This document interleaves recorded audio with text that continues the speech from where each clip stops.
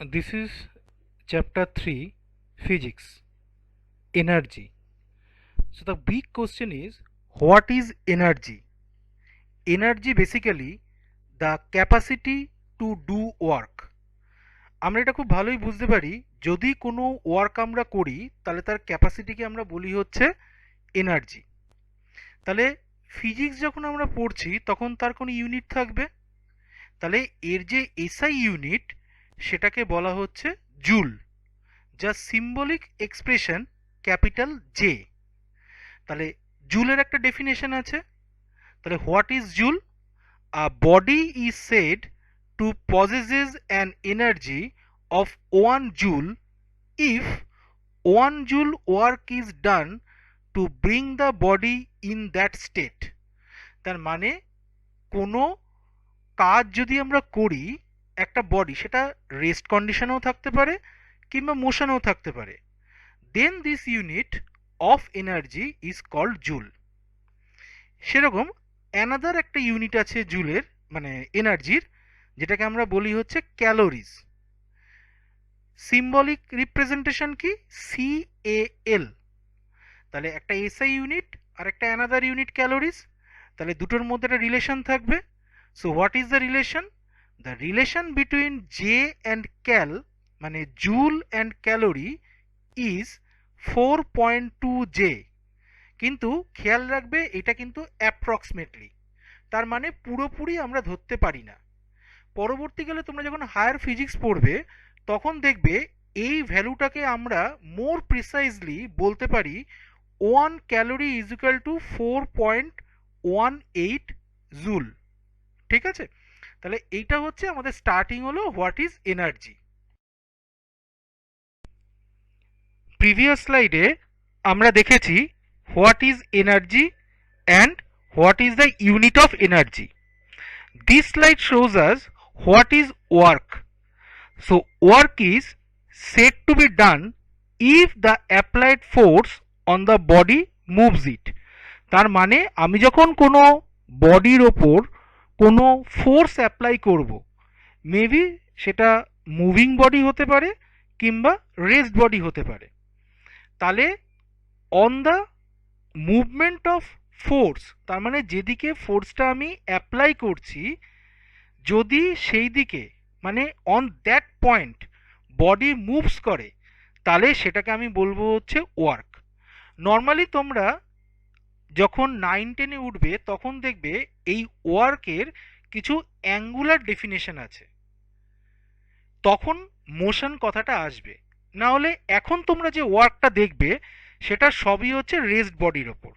As a example, ধরো একটা দেয়ালকে আমি সারাদিন ধরে ঠেলে গেলাম, but the wall does not move a inch, তাহলে দেয়ালটা সরল না, দ্যাট মিনস আমার ওয়ার্ক কিন্তু হয়নি। So work not to be done. কিন্তু আমি একটা বলকে ঠেলে সরালাম, তখন সেটা কিন্তু ওয়ার্ক হয়েছে বলা যাবে। তাহলে ওয়ার্কের ম্যাথমেটিক্যাল এক্সপ্রেশন কি? মানে আমি অঙ্ক করতে গেলে যেটা লাগবে, work is equal to force into distance moved in the direction of force, where work represent as capital W, force capital F and distance small d. So W is equal to F into D. ওয়ার্কের দুটো factor আছে। First factor on the magnitude of force applied and number 2 on the distance moved in the direction of force। তার মানে যেদিকে আমি ফোর্সটা apply করছি সেদিকে move করবে। আর magnitude of the force, magnitude of the force applied মানে হচ্ছে আমি কতটা মানে ঠিক কি পরিমাণ আমি ফোর্সটা অ্যাপ্লাই করছি, রাইট?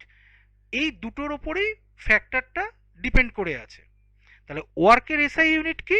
ওয়ার্কের এসআই ইউনিটও হচ্ছে জুল, মানে হচ্ছে J. So 1 J is equal to 1 N into 1 M. মানে আমি এটাকে যদি ডেসক্রাইব করি তাহলে বলতে পারি যে যদি 1 নিউটন ফোর্স অ্যাপ্লাই করে 1 মিটার ডিস্টেন্স মুভড হয় সেই বডিটা, তাহলে 1 জুল ওয়ার্ক হয়েছে। তাহলে এই স্লাইডটা আমি দেখতে পেলাম what is work. This slide shows us how many forms of energy are present. There are 8 types of energy. Number 1, mechanical energy. Number 2, heat energy. Number 3, light energy. 4, chemical energy. 5 and 6, sound energy and magnetic energy. And 7 and 8, electrical energy, atomic energy or nuclear energy. Mechanical energy and heat energy. So what is mechanical energy? The energy possessed by a body due to its state of rest or state of motion is called mechanical energy. Example যেমন আছে, a car in motion and an arrow on a stretched bow. Mechanical এনার্জির এক্সাম্পলটা আর একটু better হয়ে বোঝা যায়। Suppose তুমি দৌড়ে এসে কাউকে ধাক্কা মারলে, সে কিন্তু ছিটকে পড়বে। হোয়াই? বিকজ ডিউরিং মোশন তোমার মধ্যে কিছু এনার্জি কনজিউম হয়েছে। ডিউ টু দ্যাট তুমি যখন কাউকে দৌড়ে এসে ধাক্কা মারছো, তখন সে due to that possessed energy সে ছিটকে গিয়ে পড়ছে। অ্যানাদার থিংস কি, তুমি ধরো কোনো কিছু টাইট করে টেনে ধরেছো। আরও এক্সাম্পল ক্লিয়ার করে বলতে গেলে, পেনের ভেতর যে স্প্রিং আছে, যার ভেতর রিফিল থাকে, সেই স্প্রিংটাকে যদি আমি হাত দিয়ে চেপে ধরি, ধরে যদি ছেড়ে দিই, স্প্রিংটা অনেকটা দূরে গিয়ে পড়বে। হোয়াই? তার কারণ যখন আমি ওটাকে চেপে একদম রেস্ট কন্ডিশনে এনেছি, তখন তার ভেতর কিছু এনার্জি কনজিউমড হয়েছে। তাহলে আমি বলতে পারি, এখানে আমি দেখতে পাচ্ছি মেকানিক্যাল এনার্জি দু রকম আছে। একটা হচ্ছে রেস্ট স্টেট, আর একটা হচ্ছে state of motion. That's why mechanical energy basically two type, potential energy and kinetic energy. তোমরা নামেই বুঝতে পারছো, kinetic means motion related, and potential energy means যেটা হোল্ড করে আছে, মানে রেস্ট কন্ডিশনে আছে। আমরা পরের স্লাইডে এটাকে আরো ভিভিডলি এক্সপ্লেন করব। Next, hit energy. The energy released when we burn anything like coal, oil, etc. is called heat energy. Example, steam engine. তোমরা জানো স্টিম ইঞ্জিন যখন চলে, তখন কয়লা কিংবা হচ্ছে যেগুলো থাকে মানে কোর, সেগুলোকে পুড়িয়ে প্রচুর পরিমাণে স্টিম জেনারেট করে। ডিউ টু দ্যাট ইঞ্জিনটা অতগুলো বগিকে টেনে নিয়ে যায়। That's why this is hit energy. Form of mechanical energy, যেটা আমরা কিছুক্ষণ আগেই পড়ে এলাম, এর একটা পার্ট হচ্ছে পোটেনশিয়াল এনার্জি, যেটাকে আমরা এক্সপ্রেস করতে পারি পিই অর ক্যাপিটাল ইউ দিয়ে। ডেফিনেশন কি? Potential energy of A body is the energy possessed by it due to its state of rest or position. Actually, it is equal to the work done in bringing the body to that state of rest or position.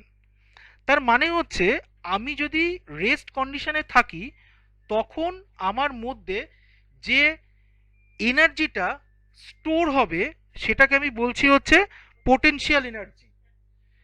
এই potential এনার্জির দুটো factor আছে, একটা হচ্ছে মাস of the body, একটা হচ্ছে height above the ground.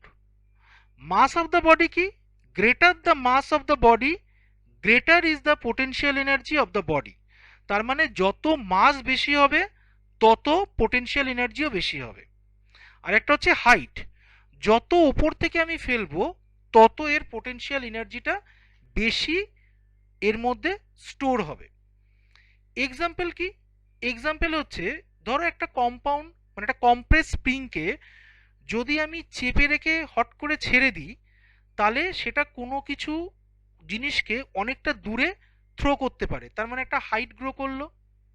Next হচ্ছে, আমি যখন একটা হ্যামারকে একটা হাইটের থেকে কোনো কিছুর উপর স্ট্রাক করি, তখন কোনো পিন বা কিছু খুব ইজিলি ঢুকে যায়, তার কারণ তার মধ্যে মাসও যেমন আছে তেমনি একটা হাইটও সে অ্যাচিভ করছে। কাইনেটিক এনার্জি, কাইনেটিক এনার্জিকে আমরা কে ই অর ক্যাপিটাল কে দিয়ে এক্সপ্রেস করতে পারি। So what is kinetic energy? Kinetic energy of a body is the energy possessed by it due to its state of motion. Actually, it is the work done on the body in bringing it to the state of motion. একদম সোজা ভাষায় হচ্ছে কোনো object বা কোনো কিছু যদি মোশনে থাকে তখন তার মধ্যে কিছু এনার্জি স্টোর হয়, and due to that motion this is call kinetic energy. এরও কিছু ফ্যাক্টর আছে। ফার্স্ট ফ্যাক্টর হচ্ছে the mass of the body, greater the mass higher its kinetic energy, and speed of the body, more speed more kinetic energy. As a example, তুমি দৌড়ে গিয়ে যদি তোমার থেকে কম ওয়েটের মানে রোগা পাতলা কাউকে যদি ধাক্কা মারো, সে ছিটকে গিয়ে পড়বে। যত জোরে তুমি দৌড়ে আসবে তত ইম্প্যাক্ট বেশি হবে। হোয়াই? তার কারণ তোমার মাস ইনটু তোমার স্পিড তার থেকে অনেক বেশি, কারণ সে রেস্ট কন্ডিশনে দাঁড়িয়ে আছে। This is kinetic energy. Conservation of mechanical energy, এখানে তোমরা দেখবে মেকানিক্যাল এনার্জি যেহেতু পিই মানে পোটেনশিয়াল এনার্জি আর কেই কাইনেটিক এনার্জির সামেশন, all the cases this twos are same, মানে সামটা সেম। এখানে দুটো এক্সাম্পল আছে, একটা হচ্ছে রোলার কোস্টার, একটা হচ্ছে ভার্টিক্যালি ফলিং বল। ছবিটা খুব ভালো করে দেখো। প্রথম ক্ষেত্রে রোলার কোস্টারে গাড়িটা তিনটে পজিশনে আছে, A B and C. In first case আমি যদি ধরে নিই potential energy is equal to E, তাহলে কাইনেটিক এনার্জি হবে 0। তার কারণ কি? গাড়িটা তখন মুভমেন্ট করেনি। বি পজিশনে গাড়িটা যখন এসছে এ থেকে বি, তখন তার মধ্যে কাইনেটিক এনার্জি গ্রো করেছে, তখন কিন্তু পোটেনশিয়াল এনার্জি 0, কারণ পোটেনশিয়াল এনার্জি মানেই হচ্ছে রেস্ট কন্ডিশনে। তাহলে ইন পজিশন এ পিই প্লাস কেই is equal to E plus 0, তার মানে ই। ইন কেস বি পিই প্লাস কেই is equal two 0 plus E, তার মানে হচ্ছে ই। তাহলে বোথ দ্য সিচুয়েশন আমার সামেশনটা হচ্ছে ইকুয়াল ই। পজিশন সিতে যখন আমরা চলে এসেছি তখন কাইনেটিক এনার্জি চেঞ্জ হয়ে পোটেনশিয়াল এনার্জিতে কনভার্ট হবে। তার কারণ আমি জানি কোনো এনার্জি ক্রিয়েট অথবা ডিস্ট্রয় হয় না, জাস্ট ট্রান্সফরমেশন হয়। তাহলে কাইনেটিক এনার্জি যদি পোটেনশিয়াল এনার্জিতে না কনভার্ট হয় তাহলে তো গাড়িটা চলতেই থাকবে, দাঁড়াবে না। তাহলে পোটেনশিয়াল এনার্জি ইনক্রিজেস অ্যান্ড সেই ভ্যালুটা হচ্ছে E1, তার মানে ইটা বেড়ে E1-এ গেল। হোয়াইল অ্যাজ কাইনেটিক এনার্জিটা ডিক্রিজ করবে, কারণ কাইনেটিক এনার্জি যদি ডিক্রিজ না করে তাহলে তো গাড়িটা দাঁড়াবে না। তাহলে কাইনেটিক এনার্জি ডিক্রিজ হয়ে হচ্ছে E মাইনাস E1।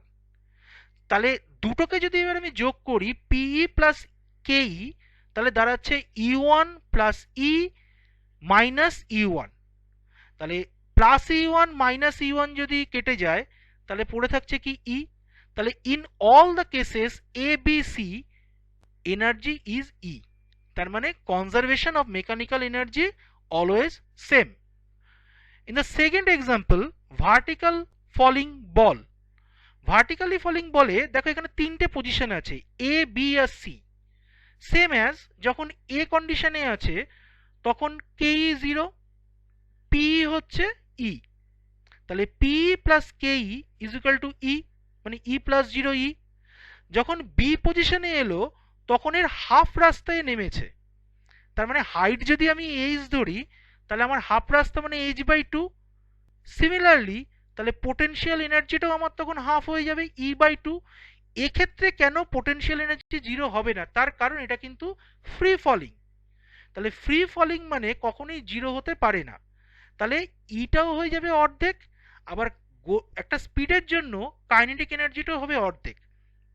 তাহলে E/2 plus E/2 is equal two 2E/2, তার মানে 2 কেটে গেলে দাঁড়াচ্ছে হচ্ছে E। আর সি পজিশনে যদি থেমেই যায় তাহলে পিটা আমার জিরোতে কনভার্ট হয়ে যাবে। তার কারণটা কি? রিচিং পয়েন্ট সিতে পোটেনশিয়াল এনার্জি টোটালি কনভার্টেড হয়ে যাচ্ছে কাইনেটিক এনার্জিতে। তাহলে potential energy zero and kinetic energy is equal to E. এখানে তোমাদের একটু কনফিউজ লাগতে পারে, কিন্তু একটা জিনিস খেয়াল করে দেখবে, এখানে কিন্তু gravitational force activated, due to that the ball is falling. এর কনসেপ্টটা তোমরা টেনে গিয়ে পড়বে, অ্যাকচুয়ালি এমজিএইচ ফর্মুলাটা হয়। সেই জন্যই আমরা এইচটা আর জিটা এখানে তোমাদের বলতে পারছি না, শুধু এনার্জিটা বলছি বলে আমরা এই লাইনটা বলছি যে অন দ্য পয়েন্ট সি আমাদের পোটেনশিয়াল এনার্জি ইজ জিরো। কারণ পোটেনশিয়াল এনার্জি জিরো যদি না হয় সেটা আবার বাউন্স ব্যাক করে ফিরে যেতে পারে, রাইট? তাহলে এটা হচ্ছে conservation of mechanical energy. Light energy and chemical energy. Light energy basically a form of energy in the presence of which after object are seen। তার মানে লাইট এনার্জি এমন একটা এনার্জি, কোনো কিছুতে যখন স্ট্রাইক ব্যাক করে তখন সেই অবজেক্টটাকে আমরা দেখতে পাই। এর আরও একটা ইম্পর্টেন্ট এক্সাম্পল কি? ফটোসিনথেসিস। আর কেমিক্যাল এনার্জি হচ্ছে which possesses by fuels such as coal, oil, gas etcetera. যেমন আমরা যে ফুডটা খাচ্ছি সেটা হচ্ছে কমপ্লেক্স ফুড, সেটা যখন বার্ন হয়ে যাচ্ছে তখনই সেটা কেমিক্যাল এনার্জি আমাদের সাপ্লাই করছে, যেটা তোমরা বায়োলজিতে পড়েছো, আ form of ATP. Sound energy and magnetic energy. Sound energy basically তখনই হয় যদি কোনো বডি ভাইব্রেট করে।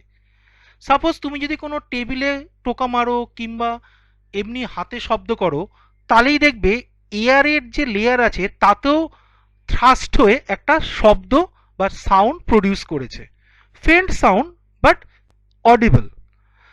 তাহলে এই যে অডিবল কথাটা আমি বলছি, তাহলে অডিবল রেঞ্জ কত? 20 to 20,000 ভাইব্রেশন পার সেকেন্ড। যেমন টিউনিং ফর্ক, আমরা কানের ডাক্তার মানে ইএনটি ডক্টরের কাছে গেলে তিনি একটি টিউনিং ফর্ক টেবিলে রেখে ছোট্ট স্ট্রাক করে আমাদের কানের সামনে ধরেন। যদি আমরা কানটা মানে সাউন্ডটা শুনতে পাই, then our audibility is okay. Next, magnetic energy. Magnetic energy তার মানে possessed by a magnet. Iron scrap separate করতে, আর রিসেন্ট তোমরা জানো আমাদের যে মেডিকেল সিস্টেম তাতে চোখ থেকে কোনো আয়রন ফিলিংস বা কোনো কিছু বার করতে গেলেও আমাদের এখন এই ম্যাগনেটিক এনার্জি আমরা ইউজ করে থাকছি।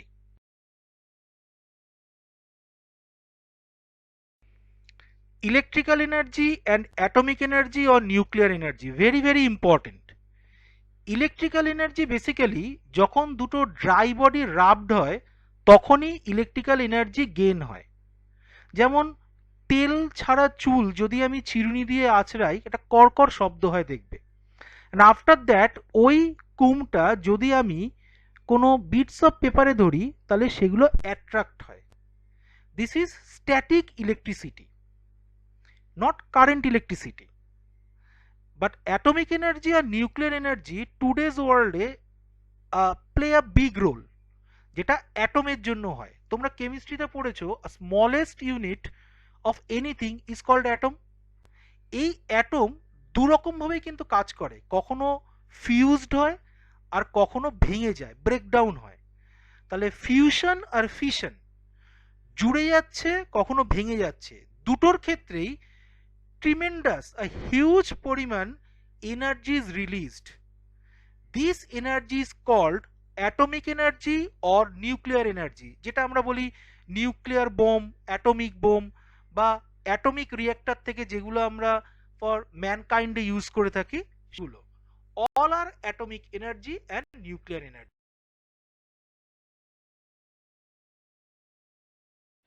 এই স্লাইডটাতে তোমরা কিছু এক্সাম্পল দেখছো যেগুলো ট্রান্সফরমেশন অফ এনার্জি আমরা বলতে পারি। যেমন light energy to chemical energy, electrical energy to mechanical energy, everything. এই এক্সাম্পলগুলো খুব ভালো করে দেখবে, যদি কোনো প্রবলেম হয় আমাকে তোমরা জিজ্ঞাসা করতে পারো, কারণ এগুলোর এক্সপ্লেন আমি আর করছি না, কারণ বেসিক্যালি এখানে ডিটেলসিং দেয়াই আছে। যেমন ধরো table fan, electrical energy to mechanical energy, তার মানে ইলেকট্রিকটা কনভার্ট করছে মেকানিক্যাল এনার্জিতে, তাই জন্য টেবিল ফ্যানটা ঘুরছে। এরকম প্রচুর এক্সাম্পল এই স্লাইডটা দেওয়া আছে, যেটা তোমরা বইতেও পেয়ে যাবে। Atomic energy is called nuclear energy. Why? Basically atomic energy released হয় তখনই যখন মাস মানে কোনো হেভি নিউক্লিয়াস ভেঙে যায়। যদি নিউক্লিয়াস ভেঙে যায় তাহলে দুটো লাইট নিউক্লি হবে, আবার কখনো একটু জুড়েও যেতে পারে, মানে দুটো লাইট নিউক্লি কম্বাইন হয়ে একটা নিউক্লিয়াস হয়, certain condition. But both the cases released a tremendous energy. That's why এই নিউক্লিয়ার এনার্জি যেহেতু ফুললি ডিপেন্ড আপন atoms, either split or fuse. That's why atomic energy is called nuclear energy. Conservation of energy very very important. আমরা energy transformation করতে পারি, কিন্তু কখনোই create অথবা destroy করতে পারি না। This is the law. তাহলে what is conservation of energy? The total sum of useful and non useful energy obtained after conversion